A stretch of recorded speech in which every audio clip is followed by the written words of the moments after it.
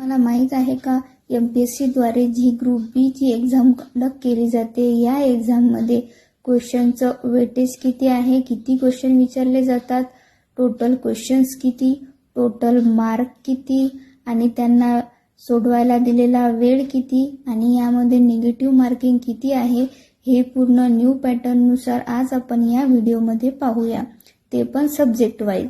सर्वात आधी मग आपण क्वेश्चन वेटेज पाहूया. सर्वात आधी येते तो हिस्ट्री सब्जेक्ट.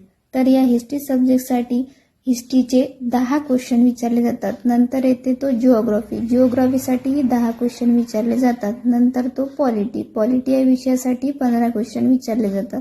नंतर तो इकॉनॉमिक्ससाठी 15 क्वेश्चन विचारले जातात.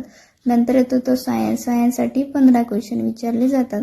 नंतर आहे तो करंट अफेअर म्हणजेच की चालू घडामोडींतून 15 क्वेश्चन विचारले जातात. नंतर आहे मॅथ आणि रिझनिंगसाठी आणि मॅथसाठीही 20 क्वेश्चन विचारले जातात. म्हणजे इच सब्जेक्टसाठी 10 क्वेश्चन असेच टोटल क्वेश्चन्स असतात, ते 100 क्वेश्चन असतात आणि त्यांना 100 मार्क दिलेले असतात आणि हे सर्व आपल्याला एका तासात सोडवायचं असतं.